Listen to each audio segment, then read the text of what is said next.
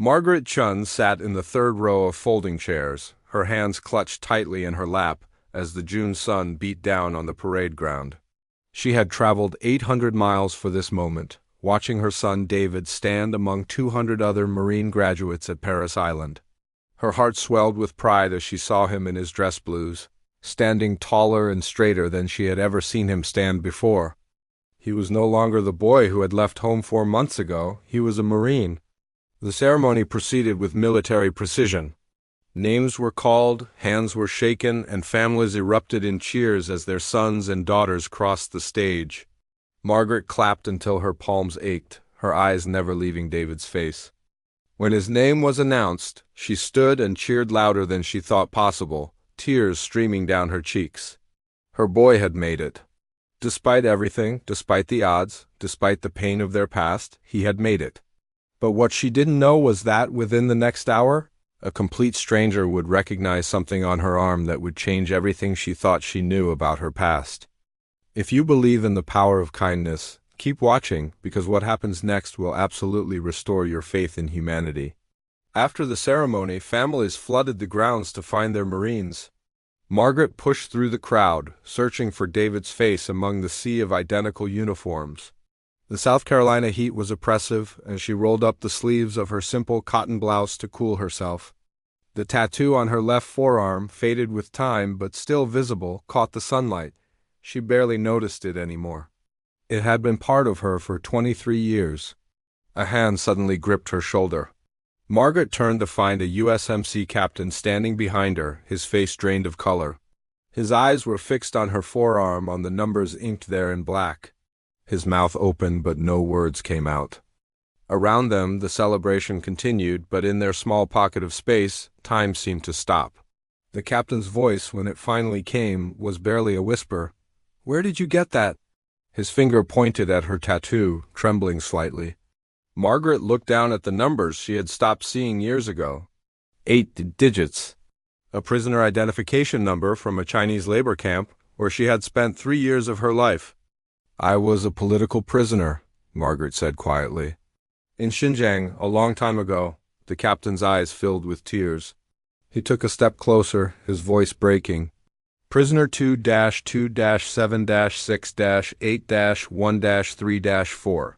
He recited the number from memory. "You were in Barrack 7, weren't you? In Camp 14?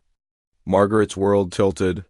How could this American military officer know her prisoner number? How could he know which barrack she had been in? She stared at his face, searching for recognition, but found none. "How do you know that?" she whispered. The captain reached into his pocket and pulled out his phone. His hands shook as he scrolled through his photos. He turned the screen toward her. The image showed a much younger version of himself, thinner and harder, standing beside an elderly Chinese woman. "My grandmother," he said.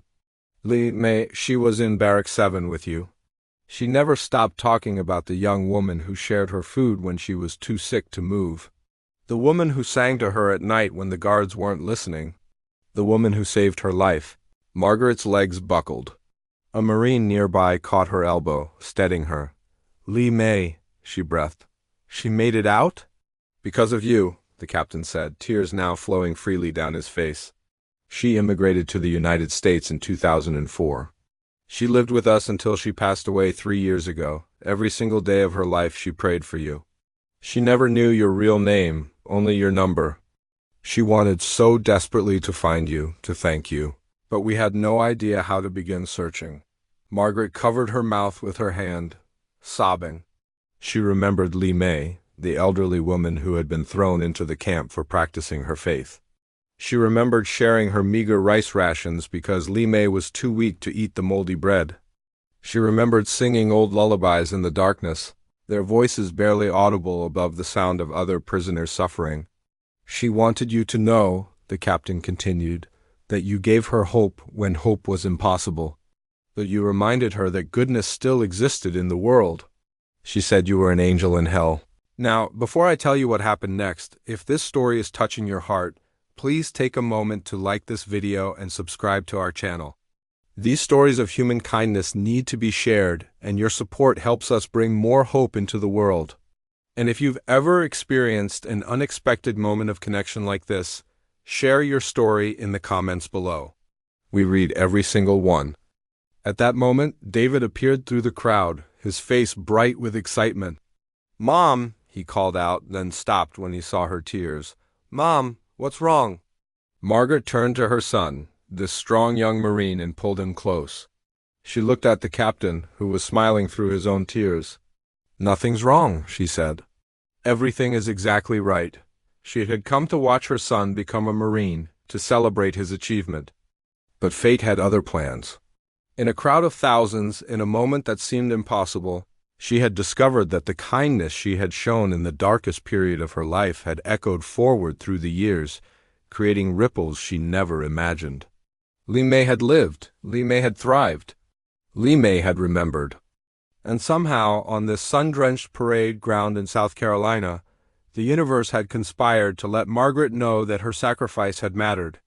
That love, even in the smallest gestures, never dies.